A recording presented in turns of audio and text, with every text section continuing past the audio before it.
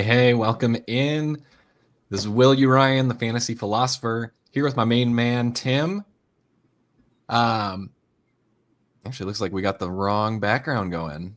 Let's get that fixed. Oh no, what are we doing? There it is, Dynasty in 30. Rough start, but we are ready to roll. Tim, how are you doing this week? I'm doing well. It is honestly a little depressing that we're already in like the home stretch of the season a bit. It's trade deadline season for a lot of standard sleeper leagues, so we're coming up on do or die situations for sure. Yeah, I will say I'm thinking back to last year, and I'm thinking like this time of year last year, I just didn't care at all because the majority of my dynasty portfolio, I was accruing picks for the 2025 class. Yeah. Targeting Genty, liked a fair bunch of the players who were going in the first round. So I was happy to kind of collect those picks. And there were not many leagues where I was actively looking to add pieces and compete. This year, I think I've got a good 5 or 6 leagues that I'm legitimately taking my shot at trying to win. Which, I feel like I only have to win what is it, once every 7 or 8 years in each league to Yeah. have a break even. So I'm pretty happy with that percentage right here. Um, I will say I'm a little bit disappointed. It feels like we have hit the point in the season where everybody's hurt. Yeah. We just got the news. J.K. Dobbins out for the year, it looks like. He was having kind of a resurgent season over in Denver, although it does clear the way for RJ Harvey. So, we've got all these storylines that I think will be interesting to see how they play out. So I guess while it can be sad at times, there's always a silver lining and always things to look forward to. But before we really dive in, because today we do have kind of a big show about how things are changing in Dynasty. So Tim and I are going to go over kind of our overviews of where we see the Dynasty landscape. I think there will be some interesting discussion points that come out of this. So, but before that, please make sure, if you have not already, like and subscribe. Dynasty in 30 is a Fantasy Now Plus show. It's brought to us courtesy of Finns Talk Sports Network. So big props to those guys. You can always catch us every Saturday on YouTube and Twitch at the Fantasy Now Plus YouTube and Twitch, or on FTSN Extra. So definitely, whatever your preference is there, feel free to tune in. We've got a whole bunch of other content coming your way from the website, though. We have nearly daily shows at this point. We have articles for Underdog. We have articles for DraftKings, just general Dynasty and redraft articles. So sleepers, waiver wire, all that kind of stuff. Check it out on the website, fantasynowplus.com. And yeah, for now, it's Dynasty in 30, guys.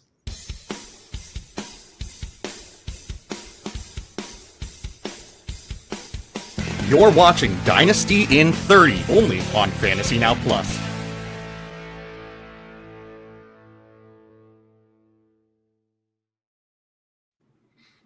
So because we have so much to kind of talk through today, Tim, I think probably best to just jump in. I'm going to let you lead it off in terms of, so we've got our topic, shifting sands of Dynasty and positional changes, how they're impacting your strategy. How do you want to do? You want to go position by position? Do you want to go overall first? I think position by position makes sense. Okay, let's start with the signal callers. Go Yeah. QB first. What are your thoughts here? How are you seeing things change for the Dynasty landscape? Well, there's some young players that are truly ascending. Most notably Drake May, who's having an excellent season and is really ascending into the top tier of quarterbacks, in my opinion, even from a fantasy perspective. You're And including Matthew Stafford in that, the young ascending ones. I mean, if he was actually cloned, like the joke goes, he might have another 10 to 15 years on him. So Yeah, man. we'll see. But, even Caleb has really kind of started to come around under Ben Johnson. He's probably not like the generational prospect, generational quarterback that everyone was thinking coming in, but he certainly still has the ability and potential to be a top 12 to 15 dynasty quarterback for the next 5 to 10 years. And Bo Nix is kind of up and down, but he again is showing signs. He's showing the rushing ability. If he can put it all together, he'll be around there as well. And for me, it's kind of bleak after the top tiers of quarterbacks. Like, you get to quarterback 15, 16-ish and after, and it's just everyone's kind of gross. They're either not performing so far into younger careers, with like a Bryce Young, Michael Penix. It's early to say on JJ McCarthy, but returns are not great up to this point. And then, you have players like Kyler Murray, who is no longer a starter this year and is probably going to be on a new team next year. You have, really older players like a Matthew Stafford, like an Aaron Rodgers, where like they will help you, but they're not going to win you anything and they're never going to gain value. So from what I'm seeing of quarterback, it kind of feels like the time to try and go get, in a one quarterback league, just one elite top 12 option in Superflex, as many of them as you can. Because we talked through the 2026 class a few episodes ago. I don't think reinforcements are coming. If they do, it'll be a shock. It'll be kind of out of nowhere. You can't really predict that when you're making a larger assessment of the position as a whole, but no one's standing out. No one's really going to emerge as like the guy. A lot of this class isn't even as good as Cam Ward last year, and Cam Ward has been abysmal so far. So it feels like if you don't have a top option, you can't draft your way into one unless you just get ridiculously lucky at this point, at least for the next 18 to 24 months. Yeah, kind of interesting to hear you go that direction on it. I know as we were kind of talking before the show about kind of the prep that we were doing for this episode. So I actually I went through more of kind of looking at the top 36. So I went overall top 36, and then I went for QBs. I just kind of assumed Superflex since that's become so popular. Yeah. So I went through and looked at the top 24 QBs by ADP at the beginning of the year, the top 24 QBs in terms of current value from Keep Trade Cut, and then the top 24 QBs based on WAR, so the wins above replacement, who's like actually been helping you win. And I wanted to take a look at the differences between the way that we drafted heading into the year versus what are we thinking, what do we seem to be thinking now as a dynasty community in terms of that's kind of the top 24 value piece. But at the same time, like the whole goal of fantasy football is to win championships. So I also wanted to look at, how did we draft compared to who's actually winning us games and setting us up to win the league. Yep. So first off, I will say for quarterbacks, the quarterbacks themselves actually seem very, very steady. So of the top 24, the vast majority are still in the top 24 for value. I think the only ones that really jumped in from outside of the top 24 ADP, you've got Sam Darnold, who has jumped up to QB 14, Daniel Jones up to QB 18, and we didn't even realize he was necessarily going to be starting. And Stafford has inched his way up to QB 24. So outside of that, like we already knew who the top options were. So even if they're not necessarily giving us the seasons we want, their values are very, very insulated. Quarterbacks don't just immediately lose value as long as they're already in that kind of tier of okay starter. Yeah. So kind of like what you said, actually, I kind of like the idea of trying to go out and get kind of a top end guy. If you look at the top drafted QBs heading into this year versus the current top values, like it's very, very similar. Josh Allen's still one was one. Jaden Daniels has dropped a few spots, but he's been injured. So I'm not going from AP QB2 to value QB4. That's not a huge change for me. Lamar Jackson's 3-3 still. Like the big change is really like Drake May has been ascending. He's jumped up from, he was drafted as QB10. He's now up to value-wise QB2. So people are, I think that's a little bit of an overreaction based on what we're seeing and age. But I think he definitely now belongs in that conversation with that elite tier. And then the other big one that's jumped is Jackson Dart, who started actually drafted as QB24, is up at QB9, so into the top 10. Other than that, like it's really steady. Kind of the back end, the QB2 situations, like that has more fluidity, but it's not huge swings here and there. It's like, okay, this guy is a few spots up, knocking a couple people down a spot or two. So really, in my mind, it looks like you said, you want to get a top option if you can. Obviously, that's going to be it. They're going to maintain their value. Like we're seeing that even with Joe Burrow getting hurt, like he's still QB8 in terms of value, and he's about to come back. So we know his value is going to spike again. You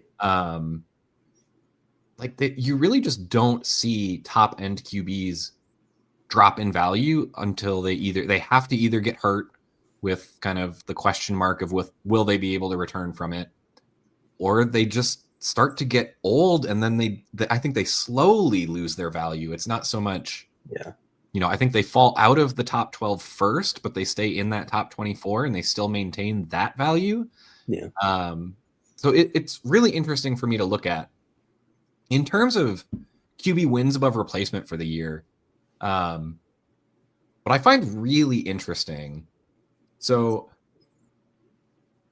I'm looking at the top 12 and like you're not necessarily getting top 12 people being the top 12 in wins above replacement. And I think that makes sense because obviously you're going to get some of these older guys coming in that people aren't drafting as top 12 QBs. But we do have Matthew Stafford's like 5th in wins above replacement for QBs this year. Let me look down the list. So like Aaron Rodgers is a QB2 in wins above replacement. Joe Flacco is 22nd. Like Mac Jones is 19th. Like you can go get these guys very, very cheaply to keep yourself competitive.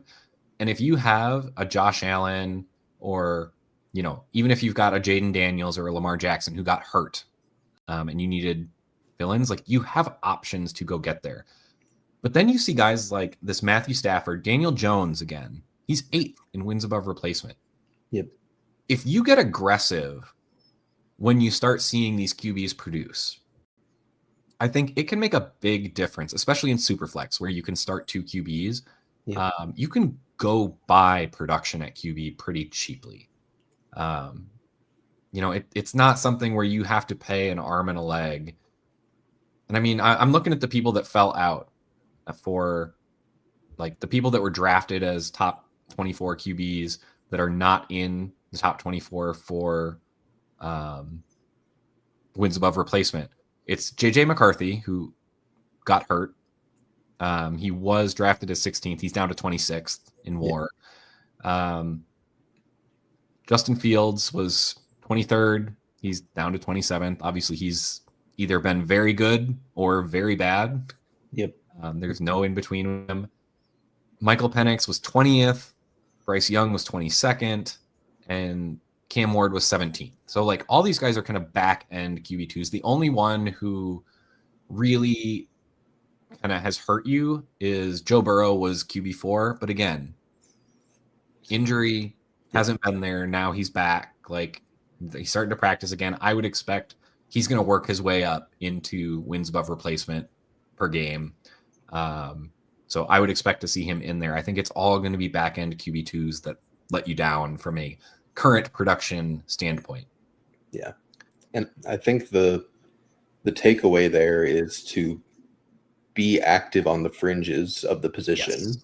You know, Jordan Love and CJ Stroud, like once they're in a regular spot, are just going to stay in that spot in perpetuity. Like they'll go up 4 spots on a great year, they'll drop 4 spots on a bad year, but like your standard, somewhat young pocket passers that are franchise quarterbacks that are not exceptional, those are safe. Those are never going to move around too much. It's your Daniel Jones, who, as you said, he moved up to 8th. Like those types of players are the ones you want to buy, like because they could, in the right offense, in the right situation, just ascend into being a producer for you, and you paid nothing for them. Yep. So we do have a couple questions on QBs while we're looking at it. Justin Fields. So like we just said, like he's either been awesome or he's been terrible. You know, where are we feeling on Justin Fields? I'm a little bit torn, honestly. He's got a good financial commitment from the Jets. Yeah. I mean, he's got, I think it's over a $20 million cap hit next year. It's guaranteed, so like they can't just get out of it. They've been acquiring first round picks, but like you said, I don't see a good, like a locked franchise QB in 2026. Like maybe they will end up liking someone. So like maybe they go get Mendoza or something if they like him in the interview process. But I mean, I think a lot of what they are planning to do is build the team first and then go get one of the QBs in 27. Yep. Which in my mind, they probably wouldn't you want to just keep playing Field? Like you're already paying him. He's doing great at losing. So I mean, he's giving you what you want generally. Yeah. You know, you can spend your picks on talent that's actually going to support a franchise QB when you can get them. Yep. So in my mind, like I think Fields is going to be kind of that back end QB2 in terms of draft again. Yeah. And I think he's just going to be one of those guys that you just play the matchup. Like when he's got a good matchup, you play him and get your 20 fantasy points a game. And when he's up against a good defense, you sit him and play one of your other options. I think that's just who Justin Fields is at this point. Yep. Other questions. So asking about Love, Purdy. I'm assuming that's Daniel Jones. Are their values insulated? I would say yes. Yep. Pretty much exactly. I mean, even with Mac Jones, like Mac Jones has produced. So like some people are getting worried about Purdy. It's Purdy's team. Like yeah. He produced for them through his rookie contract. They paid him. Like he fits into Shanahan's system. In my mind, yes, all those guys are insulated. Jones, we saw the Colts trade away first round picks. They're not going out to draft a QB. They're going to extend Daniel Jones. Yep. I mean, are we expecting Anthony Richardson to overtake him? Like we saw Anthony Richardson in this offense last year, and it was nowhere near this. So Anthony Richardson is just Trey Lance 2.0 at this point. It's just he's an athletic freak that has all the tools, and it's just never going to happen. And people will just continuously pay seconds for him on the off chance it happens. Yeah, I actually really like the guys mentioned there. Love, Purdy, Daniel Jones. I think all of those guys are in that like mid-tier QB2s that like honestly, those are the guys who couldn't jump up into producing as QB1s. Yeah. Like you get Brock Purdy, if he had stayed healthy, like we've seen some of the games Mac Jones put up. Yeah. Like I think Mac Jones / Brock Purdy, whoever is that starting QB, like I think you plug them in as a QB1. So yeah, I like all of those QBs in terms of value. Like if you can get a discount on all of them, I mean, God, honestly, like I've even been going out and buying Tua and Kyler because it's like as much as people are down on them, um, like they produce in fantasy when they play. Yeah. And like you look at what's out there, there aren't just a bunch of free agents sitting out there ready to be signed and plug and play for the NFL. Like it's a weak position that, once you're in the club, like, we see Jacoby Brissett coming in. Like, yeah, he's playing pretty well, but like, do we think that Kyler Murray couldn't do that in a different scheme? No, he's proven he can do that in a Cliff Kingsbury offense. Right. He's just in the worst possible offense for his skill set currently. Yep. So I think that's where it comes, is like any of these guys who have any sort of safety in terms of starting, I'm happy to go get at a discount. QB is very, very safe. Very active comments today. Yeah, man. I'm going through. Okay. I got one more QB question here before we move on to another one. Is Mac Jones actually real? I think he's a starter next year. I think 49ers ship him off and for like a fourth or a third, and someone uses him as a stopgap. Yeah, I think he's essentially at right about that replacement level in the NFL. Like worst case scenario, he's going to be one of the high end backups. And frankly, you see how often QBs get banged up in this league. Yeah. Teams know how important the QB position is, so they pay a bunch of guys to go chase him down and knock him down. And when that happens, people get hurt. So, Mac Jones I would wait until he's not playing anymore. So like when Brock Purdy comes back, if Brock Purdy makes it out of this game healthy or healthy-ish, I would go ahead and send an offer for Mac Jones, just kind of like lowballing, fourth, couple fifths, see if the person who has them wants to keep them. But if it's a rebuilder, like there's no real point in keeping Mac Jones.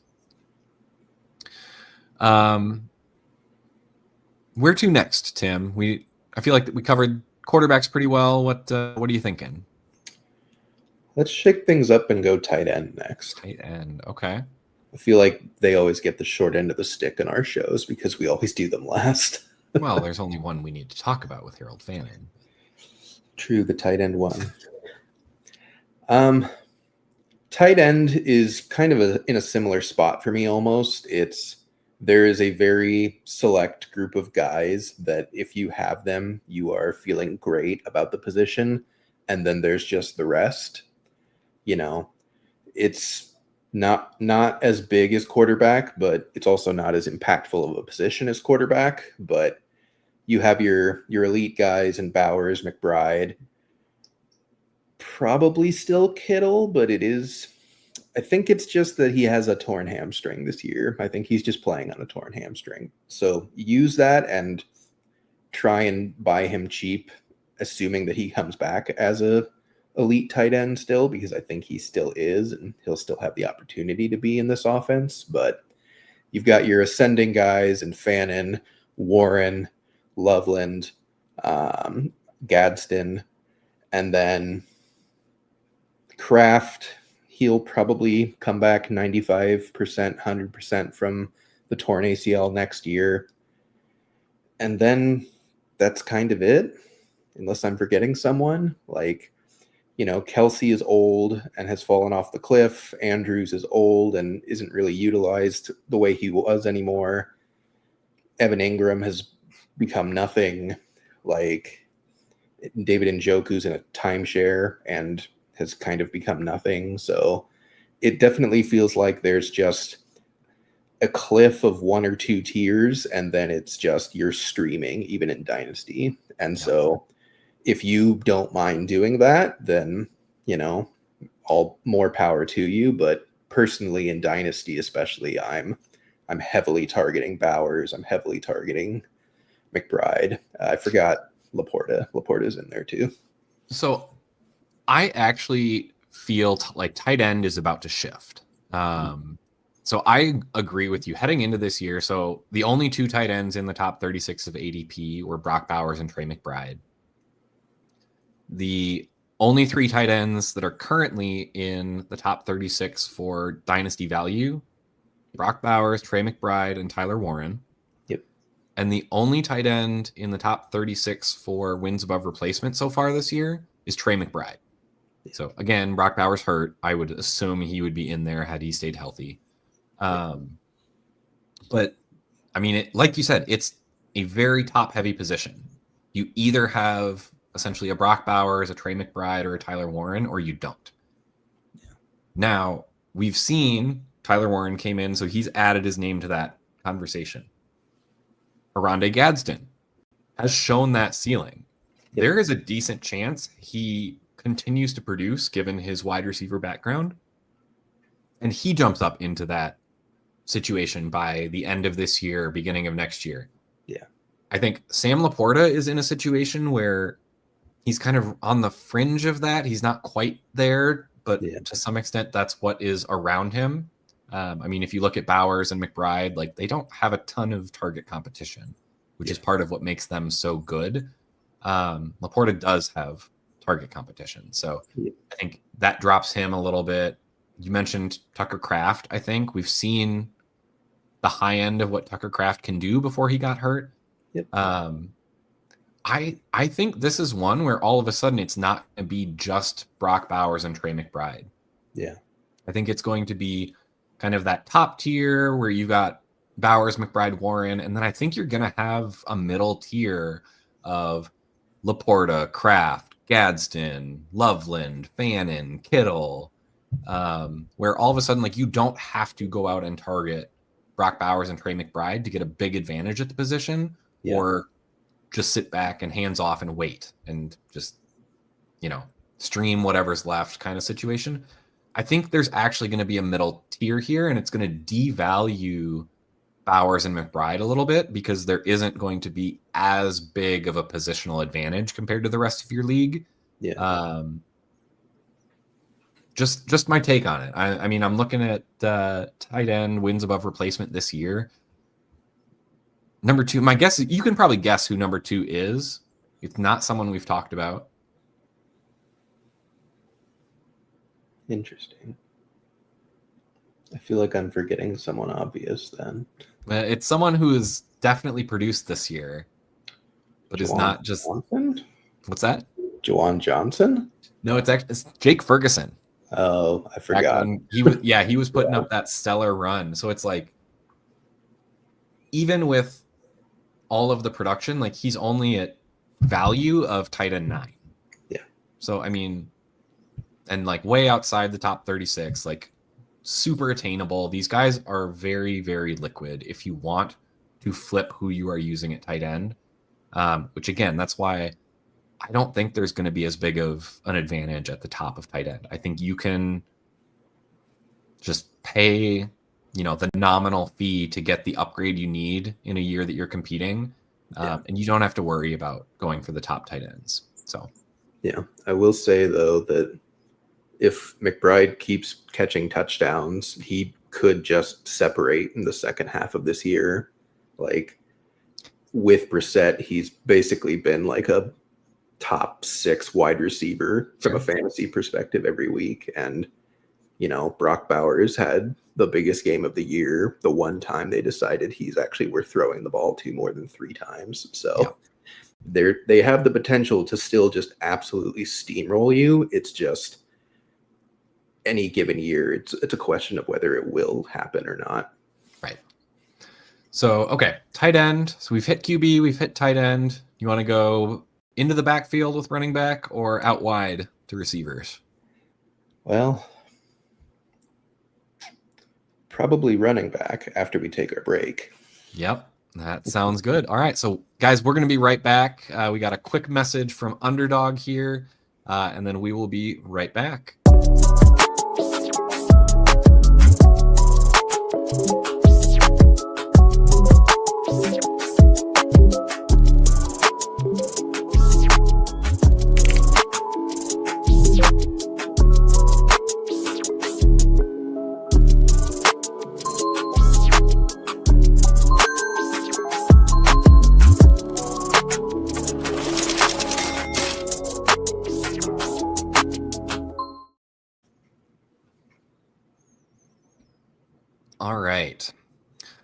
So shifting over, before we get going, we do have a couple questions.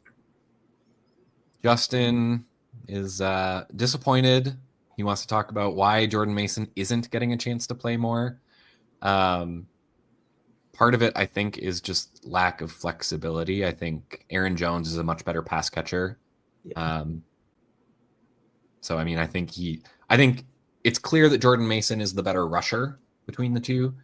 I also wouldn't be surprised if he's playing through some sort of injury.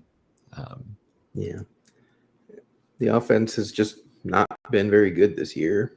Like, it's just been kind of mediocre. And when you have a running back that doesn't catch passes, if you're not on a good offense, you're not scoring fantasy points. So that's unfortunately just kind of how that's been going. Yep. One more quick one. Needs to drop one on a small bench. I'm assuming this is redraft, given the names.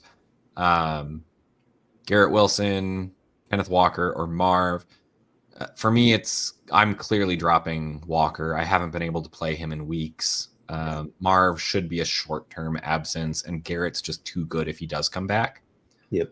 Which his coach says he's likely to come back this season. So yeah, Walker is, and we may get into this in this discussion now, but Walker's value in all formats is just kind of gone at this point. Yeah, one of my bigger misses this year, but is what it is. It was right on paper. All right. So you said running back, right? Yep. Okay, so how do you look at the running back position then? Where do you see it headed? I think it's back. I think kickoffs have really played a huge role in how offenses are operating this season. You know, it's a shorter field to begin with. There's more opportunity for points. And when it comes to scoring touchdowns on short fields, that always favors the running backs.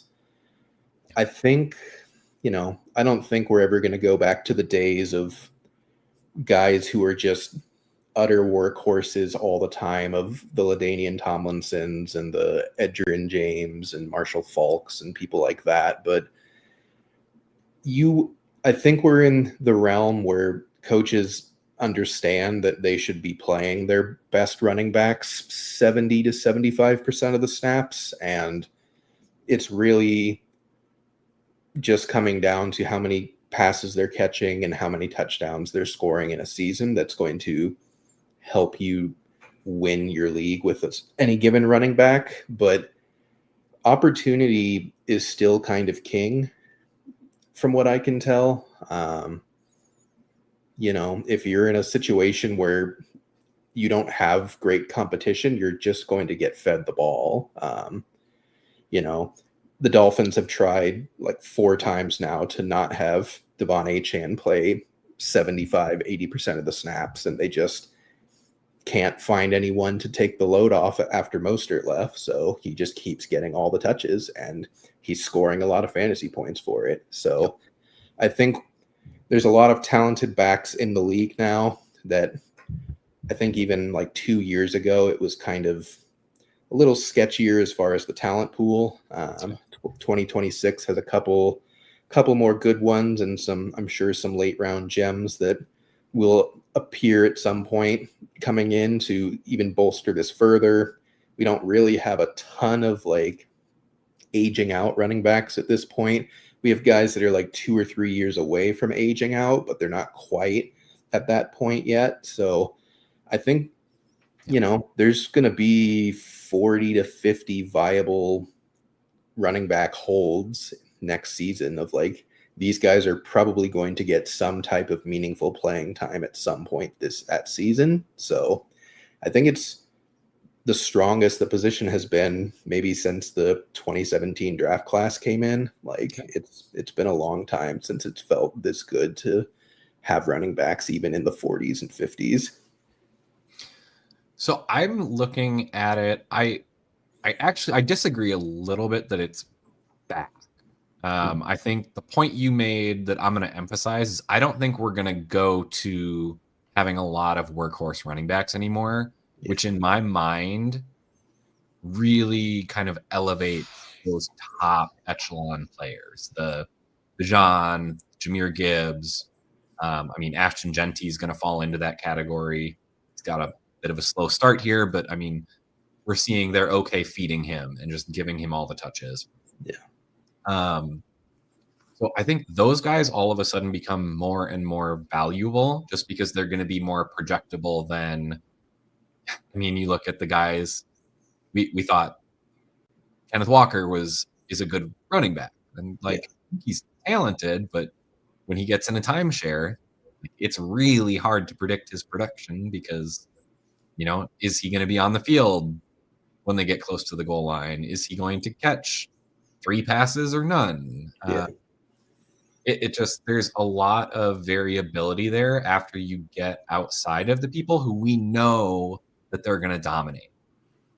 So kind of looking top 36 in ADP, there were actually 7 running backs. So it was Bijan, Jahmyr Gibbs, Genty, Saquon off his monster year last year, Omarion Hampton as a rookie, Devon Achane, who you talked about, just getting a ton of usage, and Bucky Irving, who really had come on towards the back half of last year.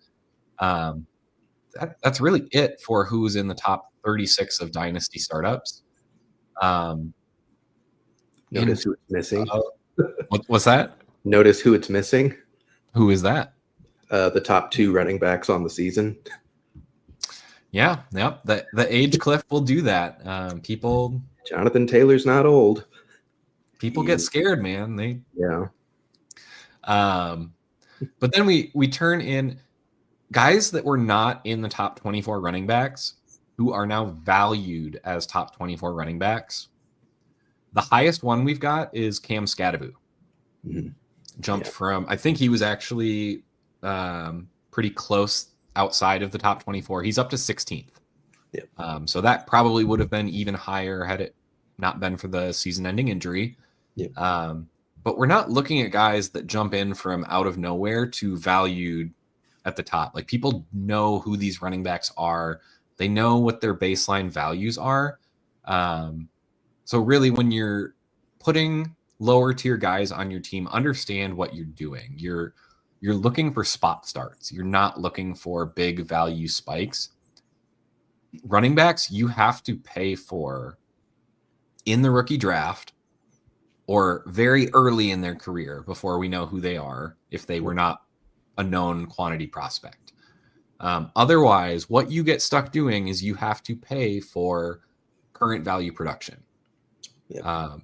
So like, even like Javonte Williams is not old. He's absolutely producing. Where do you think he's valued at in terms of like dynasty value? Running back 20, maybe 18. Yeah. Rico Dowdle, again, dominant stretch there. Yeah. Running back 20. Like Jalen Warren, running back 23. Like, even these guys who are asserting themselves in their backfields, and like, I don't know what's really going to slow them down. Yeah. But they don't gain value because you've got all of the name brand ahead of them. Like Christian McCaffrey and Saquon Barkley are still up ahead of them. Breece Hall, Josh Jacobs, Kyron Williams. And like, you know, you could argue some of those that the newcomers should be moving up ahead of them. But at the same time, like, I think we know who those guys are too. They're all talented. Yeah. So running backs is one of those that I feel like it's okay to, you take your shots in the rookie draft. You can take some later round flyers in the rookie draft trying to hit gold, because at the same time, these Javonte Williams, the Rico Dowdles, the Jalen Warrens, in startups, they are affordable. They can hit. And frankly, like, you don't even have to pay that much for current production. No. Like, Javonte Williams is running back 9 in wins above replacement per game this year. Yeah. DeAndre Swift, who absent from the other 2 categories, the top 24 ADP, top 24 value, he's 12th. Yep. Like, that's top RB1 production. Yep. And like, you're not even paying for an RB2. So this is one of those situations. The guys who fell out from top 24 ADP and just aren't producing this year was kind of interesting to me. Because I think it's like a dichotomy. It seems to be young guys who we were really projecting and we were just wrong on. So RJ Harvey was 18th. That's the highest that fell out, actually, was 18th. So all of the top 16 are in the top 24 of production this year in terms of like per game wins above replacement. Caleb Johnson was 20th. Obviously, we missed on that evaluation. Yeah. And then it's like Chuba Hubbard and Isaiah Pacheco, who like we thought had some potential, but we were unsure about their workload. Kenneth Walker also in there. Alvin Kamara, I think, is kind of the outlier to this group because I think we know he's good, or at least had been good, but his environment is just awful. So, would you buy RJ Harvey right now? Yeah, I think if we look at the end of the year, RJ Harvey's going to be on the list for sure. Now that we know that Dobbins is out, Dobbins is actually 23rd in wins above replacement so far this year. So I would expect Harvey to make it at least there, if not higher. But yeah, it's one of those where I think the adage has always been you can buy production in Dynasty at running back. And I think that's very, very true. Yep. You need to use your draft picks to buy the pedigree. And after that, when you're ready to compete, just go buy the older players who are producing.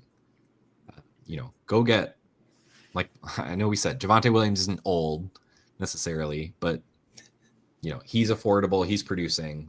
DeAndre Swift, affordable, producing. Rico Dowdle, affordable, producing. Yeah. Travis Etienne, again, not necessarily old, but you aren't having to pay all that much to go get these guys. And I mean, if you just went and bought those 4 players, like that's a solid running back core if you have invested in other positions. Yep. So, yeah, I'm absolutely targeting the top end at running back, and after that, like I'm not going to really reach after that. Like I don't need, if I'm not getting a top 8, 9, 10 running back in Dynasty, I'll see what's there, and when the rest of my team is ready, I'll go buy the running back production that I need. Okay. Last one. Let's switch over to wide receiver, see if we can knock through this one quick. What are your thoughts on the receiver landscape? I feel like the top hasn't really changed at all. With the exception of, I think you can add JSN to the top tier officially, but it's still Chase, it's still Jefferson, it's still Puka, it's still Lamb, it's still, Neighbors when he's healthy, and now you probably add JSN to that mix.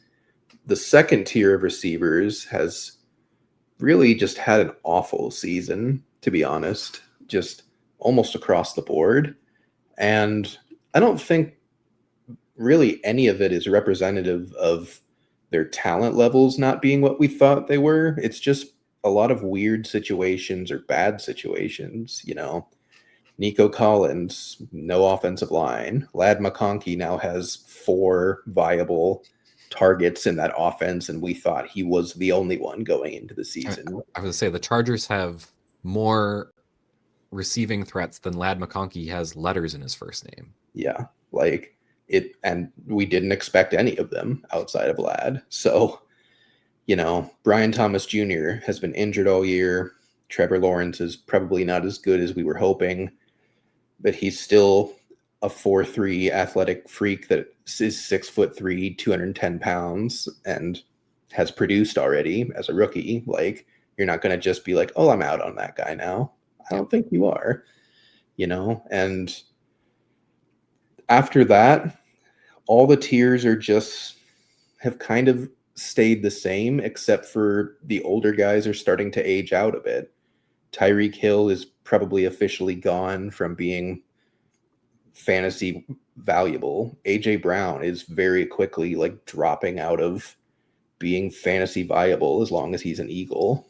Devontae Adams is clinging on for dear life with these touchdowns from Matthew Stafford, and he might be the one exception in the age range, but Mike Evans is out for the year. He's going to be in the wrong side of 30 moving forward. Like Chris Godwin has basically just had a wasted season coming back from this injury. He's not doing anything. Like all of these older receivers are going to start becoming very cheap to acquire.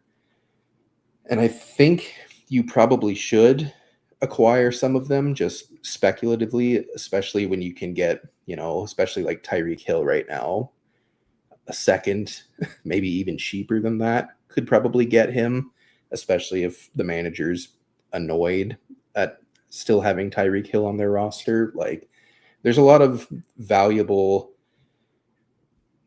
over the hill or reaching the apex of the hill type of players that I definitely think are worth investing in, especially if you're in a championship run. See what you can get out of them, because a lot of these guys are going to be very cheap to acquire, and some of them may just lose value entirely, but I don't think they will for the most part. I think they're still going to be somewhere in the wide receiver 24 to 36 range as far as like a per game basis of what they're giving you for fantasy points, and that's valuable. Yeah. Before I get going into my little diatribe, let's hit a couple of the wide receiver questions out here. So rest of season, Tet or Flowers? I think Flowers. Pretty clearly Flowers for me as well. Looks like we've got a start sit here. Wide receiver 1, 2, 3, and flex. So Devontae Adams, Debo, Quentin Johnston. So lots of options. Adams for sure. Yeah, I mean, I think I'm going to go Adams, Samuel, Johnston, and Addison for my starts. Not necessarily in that order, but my 1, 2, 3, and flex. I think I'm playing all of them, and I am not playing Charbonnet. No. I would maybe consider, depending on how much PPR is in the league, I would consider Parker Washington over Debo, but otherwise I would agree with all four. And then quick trade question. Trade Charbonnet and Addison for Sutton. If this is Dynasty, absolutely not. If this is redraft, Still would not. Yeah, I think Addison's the best piece in that deal. Yeah. I talked about it with Brian on Thursday in DFS, but Troy Franklin's just their wide receiver 1 now. He has like 38 targets in their last 4 games. I still stand by my comment on the Start Sit show earlier this week. Troy Franklin, in my mind, is just the AFC Dontavian Wicks. Dude gets open, earns targets, and catches about half of them. So. I mean, he's at least catching more than Wicks ever did, and is actually producing for fantasy. I'm going to check you on that later. I think Wicks actually has a better catch percentage than Troy Franklin. Perhaps, but he certainly doesn't have enough fantasy points for me to care about that. Okay, and then QB1, McCarthy, Brissett, Winston, Tua, Geno, or Mills. I would go. I would actually go either McCarthy or Tua on this one. Yeah, they have a good matchup. I saw a note. I think it was Warren Sharp that put this out there. Tua, I believe, has the second fastest time to throw this year in the NFL. And Washington has been terrible against quick throws. That matchup just looks like a match made in heaven. So I could see Tua ending up having a big game. He's played pretty well the last few weeks. The Dolphins have been rallying around McDaniels, it seems. Yeah. And then McCarthy, I think I think people are still remembering the first 3 quarters of the season when he was just absolutely struggling against the Bears before he turned it on in the fourth quarter. Ended up like he scores fantasy points, and he's got a Bears team who still not healthy in the secondary. The offense has been getting going for the Bears, so I think that one has some shootout potential. Like I don't know, with Marvin Harrison Jr. out, like it makes me wonder if San Francisco can just throw everything they've got on Trey McBride, and in that instance, can they slow him down? I don't think they have anything left to throw at him. They're on like third string corners, second string safeties, third string linebackers. Like their entire defense is just gone at this point. Hey, Purcell's back. Put him on him. Good luck. Hey, maybe Purcell will catch it. Who knows? Maybe. I mean, I think like Brissett is risky, but he also he had by all means a terrible game last week, and he still scored over 20 fantasy points. Yep. Like he's never dropped below 20 fantasy points. I would say seems like a few good options there. So the only thing on Tua is it's an overseas game, and those always scare me because it doesn't really matter what the matchup says. They just play terribly most of the time, but it might still work. I mean, Matthew Stafford. That's true. And no, I am not comparing Tua and Matthew Stafford. Okay.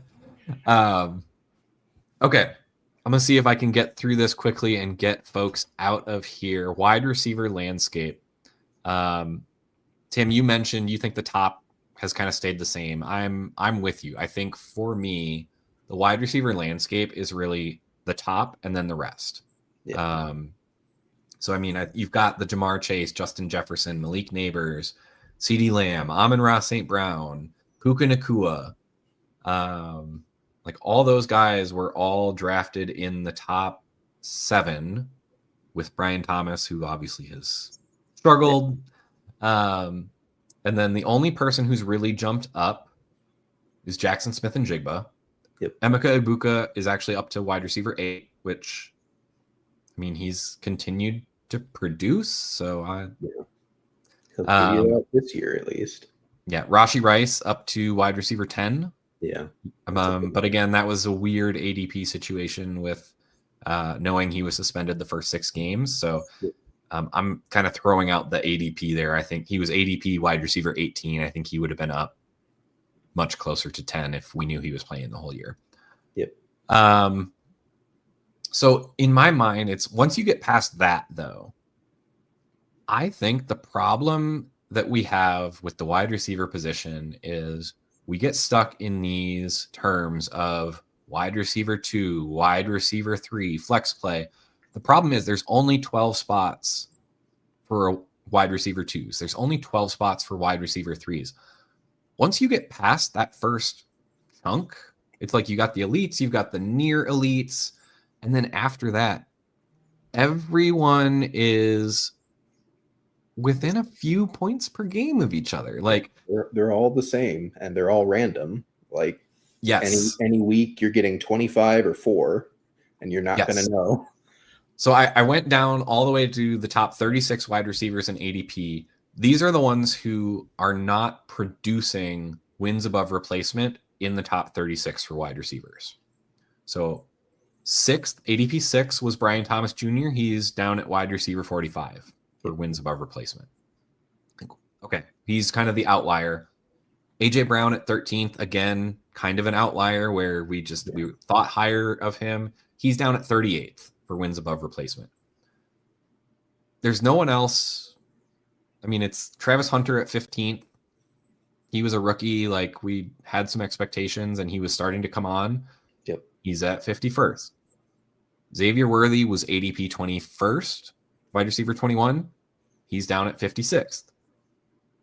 Wide receiver 22 for ADP was Terry McLaurin. He's down at 47. Wide receiver 26 was Terry McLaurin. Sorry, did I just say Terry McLaurin? Yep. Yeah, sorry. 26th was DJ Moore. He's at 48. So like these guys, like once you get into the back half of the top 36, they might be hitting, they might not. But it's not like they're just dead. Yeah. Like, yeah, these numbers sound big between, 47, 51, 56. But if you look at points per game, it's only like 2.5 points a game. Like, there's just this giant tier of wide receivers that on average are producing right in there. And so it's all about playing the right matchups in a given week. Yep. And it's like you could have really average overall wide receivers and be putting up great wide receiver production in your league. Yeah. So again, kind of like with running back, I am absolutely paying up and paying a premium to go get the top wide receivers who are being drafted highly, are maintaining their value, and for the most part producing. But then you've got guys who are coming from the middle tiers and producing. So like you've got Rashee Rice. Like we said, we knew he was going to be good when he played. Yeah. But you were getting a huge discount on him during draft season. Yep. Jackson Smith-Njigba has ascended. The other guys like George Pickens. I mean, he was drafted as wide receiver 30. He's valued at wide receiver 17.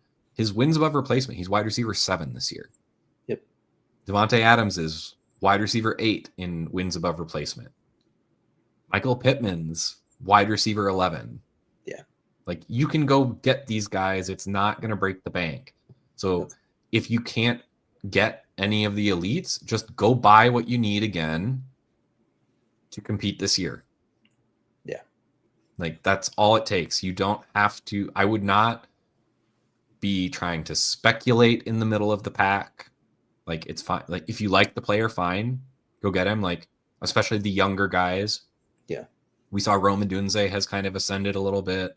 But like, I'm trying to think, like any of the guys who have been around in the league for years, if they're outside of the top 15 or so wide receivers, I'm not going to pay a premium for them. They might hit in a year circumstances, but we've seen how little control wide receivers necessarily have on their production compared to other positions. It's so much more reliant on QB play, offensive line play, just random variants of, when does a defensive back fall down and you get a broken coverage? Like all of a sudden there's an extra 20 points just from one play. Yeah. Yeah. So that's really where I'm at with the wide receivers. Like I'm happy to go. I'll go in on the young guys who are kind of in that low end wide receiver 2, wide receiver 3, wide receiver 4 range and look for those guys to improve and ascend. And if they don't, wasn't a huge investment, just move on to the next draft class and do the same thing until we hit, someone like Emeka Egbuka. Odunze was kind of drafted pretty highly. So he's not necessarily in that, but I mean, if you took Neighbors last year, you feel great. Like obviously the ACL sucks, but you didn't pay the 101 for him. Yeah, you didn't pay the 101 for him because everyone paid for Marv at the 101 or Caleb in Superflex. And you in Superflex, you might have gotten him at like 105, 106, and he's now a top 8 wide receiver for the next 10 years, especially with Jackson Dart in town now. So I think kind of to wrap this all up in a bow, like the overarching theme, and I think this kind of gets ignored too much in Dynasty, is depth does matter, but not for winning. It only matters for keeping value on your roster, for making moves and acquiring value. Ammunition to buy production. Yep. Yeah. Like Devonta Smith and Jalen Waddle are perfectly good wide receivers, but they're not going to win you a championship unless you get lucky in week 17. That's just how that's going to work. Puka Nacua is going to win you a championship. Yep. And if you have the option to take some of these mid-tier guys that are in good positions and are overperforming, and you can package them with a pick to go get one of the guys, you need to do it at every position, not just receiver. We talked about all 4 of these positions. It's kind of the great guys and everyone else. Like you should be going for as many of these players as possible with as many as you can roster, trying to give up as little value as possible to get them, take advantage of spikes like you got for Rashee Rice, because he is, if not elite, he's right there in tier 1B. Like, if you could have gotten him and added him to a room of, say you had Chase and Puka, because you signed Puka in week 1 off of Dynasty waivers for all your fab, like, you now have a ridiculous wide receiver room. That's what your aim should be in Dynasty.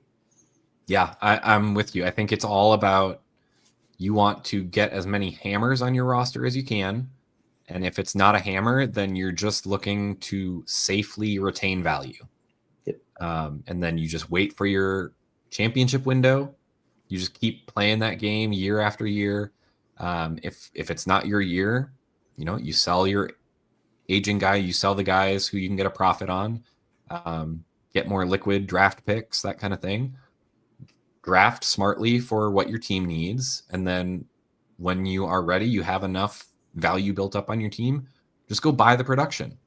Buy those wide receiver 2 types. Like, you can go get, someone who everyone's valuing as a wide receiver 4.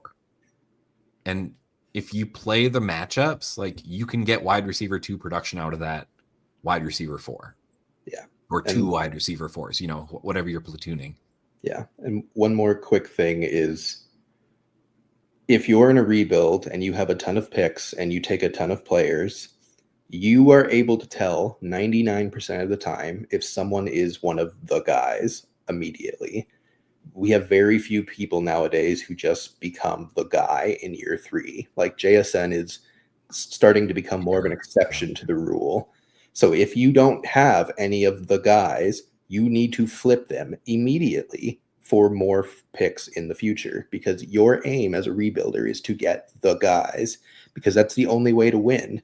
We just told you, you can't win with a team of wide receiver 2 through 4s. You might be able to accidentally cobble it together for one season, but you're not going to continuously be in position to win every single year. And so, if you had taken Keon Coleman and Xavier Legette and even like Ladd McConkey last year, and you were flipping it for more 1s into this year's draft, you have more shots at players who could be the guy, at a Jordan Tyson if he's the guy, or a Makai Lemon if he's the guy. We don't know, but we that's know the point. Casey Conception. He might be. That's the point. We don't know. We know that all of these guys that we spent capital on are not the guys. And if they become the guys, you can go buy them later because you still have a ton of picks. I say we saw it this year. Emeka starts scoring right away. Yep. Just doesn't stop. Like, you knew he was going to hit. Week 1. And that's just it. Yeah. Week 1 Puka. We knew that was the guy. So, all right. One more question to go. I will say I saw this question in Discord. The reason I didn't respond, I agree. I think you got a couple of Vidal answers, and that's who I'm going with. I think workload's just safe. So yeah, I don't think there's any reason to gamble on the receiving options. Yeah, Gadsden is more interesting now that he's fully healthy, despite having a bone bruise in his knee and just like shaking it off in one practice, basically, which is also kind of impressive, ridiculous. But yeah, I think Vidal Gadsden is a perfectly fine play if you need like upside as opposed to safety, though. He is, man, Tim, you have to remember though, Gadsden is young. He's too young to be hurt. He's too young to be tired. Like, it just is what it is. Yep. Once he's a veteran, he can be banged up. But no, he gets one practice to get better, and that's it. Yep. All right, guys. I hope this was entertaining. I hope it was helpful. If you do have any follow-up questions, you can always hit us up on the Discord. There is a link in the description. So feel free, hop in, ask us questions. We are always happy to engage. But until next week, this has been Dynasty in 30. Thanks for listening. Be sure to like and subscribe wherever you watch or listen to podcasts. We'll be back next week for more ways to win your league.